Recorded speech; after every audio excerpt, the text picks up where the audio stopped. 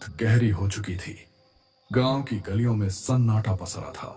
सिर्फ कहीं दूर से कुत्तों के भौंकने और झींगुरों की आवाजें सुनाई दे रही थीं। गली के मोड़ पर बनी एक छोटी सी चाय की दुकान कांपती हुई लालटेन की पीली रोशनी में जगमगा रही थी। लकड़ी की बेंच पर 2 आदमी बैठे थे। शिवा, तूने कभी उस पुराने पीपल के पेड़ के नीचे रात में रुककर देखा है? लोग कहते हैं कि वहां सफेद साड़ी वाली औरत दिखती है। कहते हैं वो औरत असल में उसी हवेली वाली है जिसकी बरसों पहले मौत हो गई थी। सुनने में आया है उसकी लाश कभी ढंग से दफन नहीं हुई और उसकी आत्मा भटकती रहती है। हाँ रे, एक बार मेरा चचेरा भाई उधर से देर रात गुजरा था। बोला कि जैसे किसी ने पीछे से उसका नाम पुकारा। मुड़कर देखा तो कोई नहीं, लेकिन पैरों के पास ठंडी हवा का झोंका आया था। उसके बाद कई दिनों तक बुखार में पड़ा रहा। लोग बातें बनाते हैं रामलाल, लेकिन गांव के ही रघुवीर को याद है ना? वही जो शराब पीकर उस हवेली में घुस गया था। सुबह लोगों ने उसे चौपाल के पास पाया। पूरा पागल हो गया था। अब तो 2 शब्द जोड़ने की भी हालत नहीं है उसकी।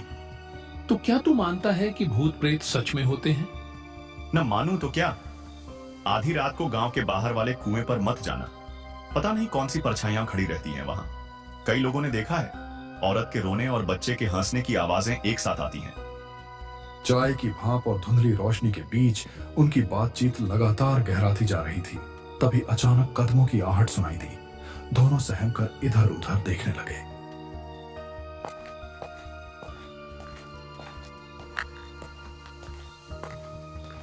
गांव के सन्नाटे को चीरता हुआ उनका तीसरा दोस्त वहां आ पहुंचा।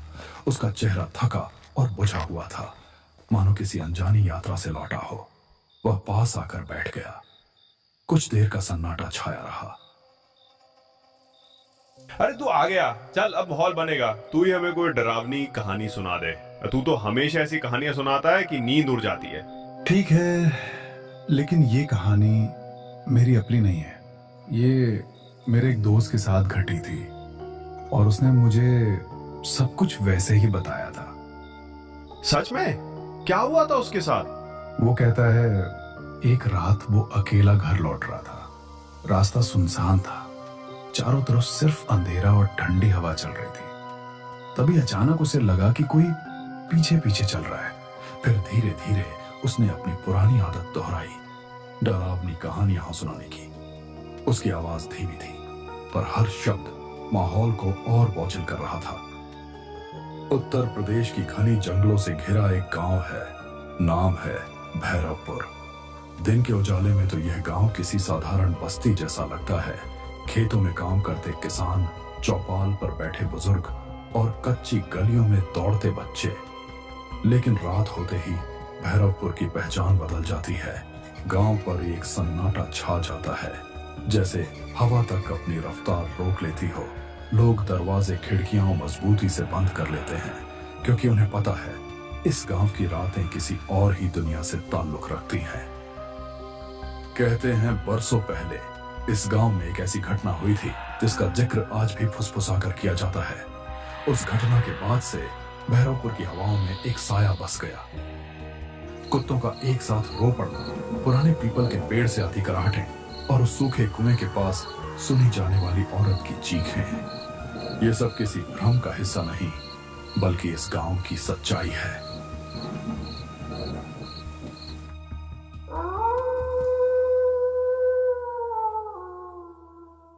रात का वक्त था।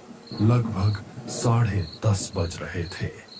गांव में हल्की हल्की हवा के साथ बारिश भी हो रही थी और यहाँ सूरज के बेटे की तबीयत बिगड़ती ही जा रही थी। कोने में हल्की सी एक लालटेन जल रही थी। दोनों पति पत्नी अपने बच्चों की तबीयत को लेकर चिंतित थे। सूरज का मन तो था कि वह अपने बेटे को शहर के अस्पताल में ले जाए, लेकिन गांव वालों से उसने जो सुना था उसे सोचकर उसकी रूह कांप जाती थी कि कहीं उसके साथ भी कोई अनहोनी ना हो जाए।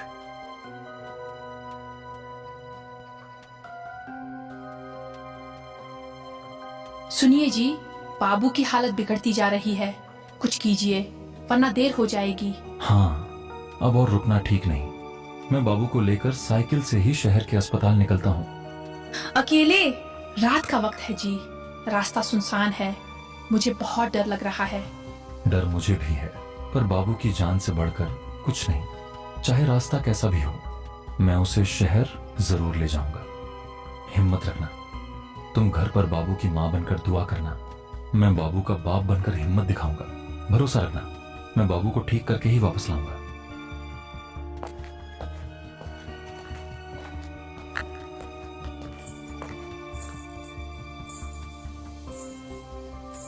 उस रात एक पिता अपने बेटे की जान बचाने के लिए एक ऐसे खौफनाक सफर पर निकल पड़ा था जहां कदम कदम पर खतरा था।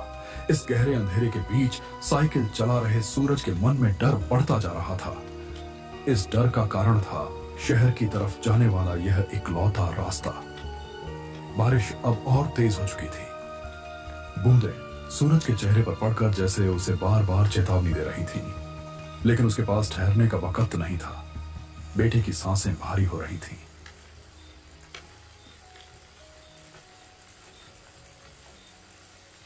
और हर पल उसके हाथ से फिसलता जा रहा था। रास्ता सुनसान था। दूर दूर तक सिवाय काले अंधेरे और बारिश की आवाज के कुछ नहीं था। यह वही रास्ता था जिसके बारे में गांव में कई कहानियां सुनी जाती थी। लोग कहते थे कि इस रास्ते पर रात में कोई परछाई चलती है, कोई अजीब सी परछाई जो साथ साथ चलती है और अचानक गायब हो जाती है। सफर अभी बहुत लंबा था, इसीलिए सूरज अपनी साइकिल तेज चला रहा था ताकि वह जल्दी शहर पहुंचकर अपने बेटे की जान बचा सके। लेकिन अब बारिश बंद हो चुकी थी।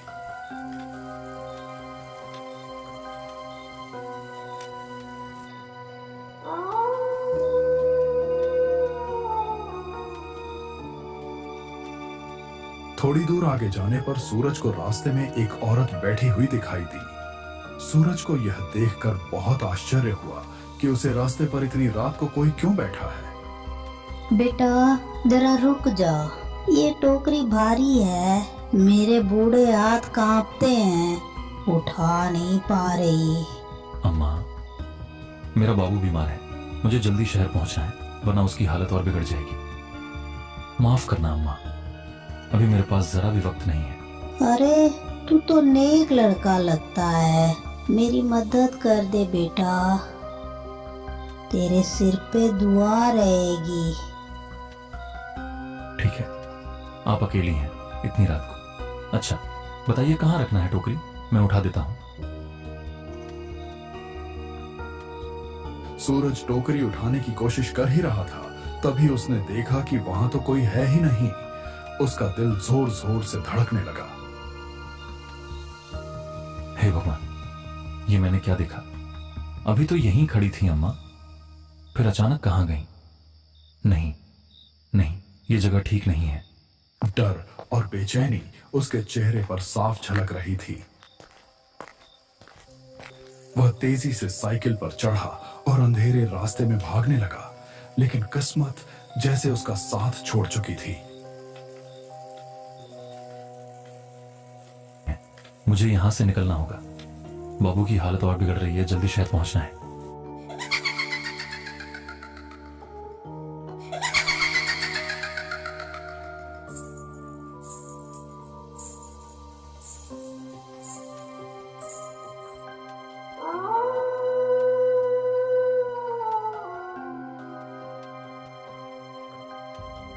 अचानक उसकी पुरानी साइकिल की जंग लगी चेन जमीन पर गिर गई।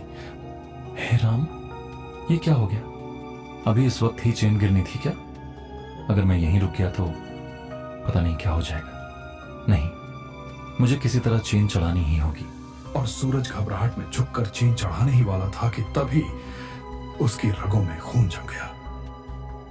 सामने वही खड़ी थी एक औरत, और वह औरत हूबहू उसकी पत्नी जैसी दिख रही थी। उस पल सूरज का मन मानो भर भरा कर टूट पड़ा। अरे तुम यहाँ कैसे? तुम तो घर पर थी ना, इतनी रात गई? इस सुनसान रास्ते पर कैसे चली आई? मत पूछो, मैंने रास्ते में एक परछाई देखी थी, वो लगातार मेरा पीछा कर रही है। मैं डरी हुई थी, इसलिए भागकर तुम्हारे पास आ गई। जल्दी करो, हमें यहाँ से निकलना होगा। बाबू को मुझे पकड़ाओ, मैं उसे संभाल लेती हूँ। तुम साइकिल ठीक करो। परछाई, ये कैसी बातें कर रही हो तुम? लेकिन अगर तुमने सच में देखा है तो मामला गंभीर है। अच्छा, तुम बाबू को थामो, मैं चेन लगाता हूँ। हाँ, जल्दी करो, वो कभी भी यहाँ आ सकती है। उसने सोचा शायद उसकी पत्नी ही है जो किसी तरह यहाँ तक पहुंच गई। वह कुछ पूछने या सोचने की हालत में नहीं था। थकान, डर और बच्चे की बीमारी ने उसकी समझ को कुंद कर दिया था। उसने बिना शक किए अपने बीमार बेटे को उस औरत की बाहों में थमा दिया। सूरज जल्दी से साइकिल संभाल कर आगे बढ़ गया।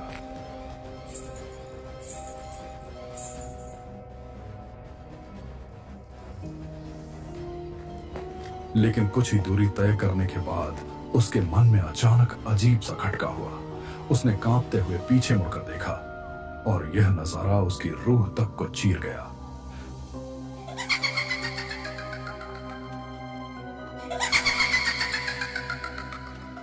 वहां उसकी पत्नी नहीं थी, सामने वही था जिससे गांव के बुजुर्ग हमेशा चेतावनी देते आए थे, छलावा। उसका असली भयानक रूप अब सामने था और उसकी पकड़ में सूरज का छोटा सा बाबू था। मेरे बाबू को छोड़ दे, ये मेरा बच्चा है, तू इसे क्यों ले आई? ओ माँ, मैंने तो तुझे अपनी पत्नी समझा था। आंसू बारिश के कतरों के साथ मिल गए और उसकी दौड़ती हुई सांसें पागलपन की हद तक तेज हो गई। वह ठोकर खाता, गिरता, फिर उठता और भागता रहा। उसके सीने में सिर्फ एक ही बात थी, किसी भी तरह बाबू को बचाना है। डर अब भी था, लेकिन उस डर के नीचे छिपा पिता का हौसला कहीं ज्यादा बड़ा था। मेरा बाबू मुझे लौटा दे। नहीं, ऐसा मत कर, मैं तुझसे हाथ जोड़ता हूं, मेरे लाल को कुछ मत करना, उसे मुझे दे दे। सूरज बेतहाशा अंधेरे में अपने बच्चे को ढूंढ ही रहा था। उसके कदम कांप रहे थे, दिल की धड़कनें तेज होती जा रही थीं। तभी उसकी नजर सामने पड़ी। वहां टूटी फूटी पगडंडी के बीच वही चुड़ैल बैठी थी। उसकी गोद में वही बच्चा था जिसे सूरज अपनी जान से भी ज्यादा चाहता था। लेकिन उस वक्त उसके चेहरे पर एक रहस्यमयी मुस्कान थी, मानो वह जानती हो कि सूरज का डर अब उसके कब्जे में है। नहीं, ऐसा मत कर, मैं तुझसे हाथ जोड़ता हूं, मेरे लाल को कुछ मत करना, उसे मुझे दे दे। हे भगवान, अब मैं क्या करूं? किससे मदद मांगूं? हे भगवान, मेरा बाबू मुझसे मत छीनो, वो तो मेरी सांसों की डोर है, उसके बिना मैं जिंदा नहीं रह पाऊंगा। ओ परछाई, तुझसे मैं डरता नहीं, मगर मेरा लाल तेरा नहीं है, वो मेरी रूह का टुकड़ा है, उसे लौटा दे। अगर मेरी जान चाहिए तो ले जा, पर मेरे बाबू को छोड़ दे। मैं अपनी आंखों की रोशनी भी तुझ पर वार दूंगा, बस मेरा बच्चा मुझे लौटा दे। छलावा ने अपनी लाल आंखें चमकाई। वह जैसे ही बाबू को चोट पहुंचाने के लिए अपना काला हाथ उठाता, तभी अचानक अंधेरे को चीरती हुई मोटरसाइकिल की तेज हेडलाइट उधर आ पड़ी।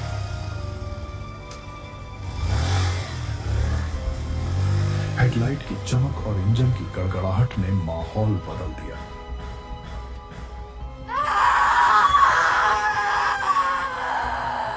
छलावा ने चीख मारी और अगले ही पल धुएं की तरह गायब हो गया। बाबू उसकी पकड़ से छूटकर जमीन पर गिर पड़ा। सूरज ने दौड़कर अपने लाल को उठा लिया, कांपते हाथों में उसे सीने से चिपका लिया और आंसुओं से उसका चेहरा भीग गया। आसमान से बरसती बूंदें अब उसे डरावनी नहीं लग रही थी, बल्कि जैसे राहत का आशीर्वाद बनकर बरस रही थी।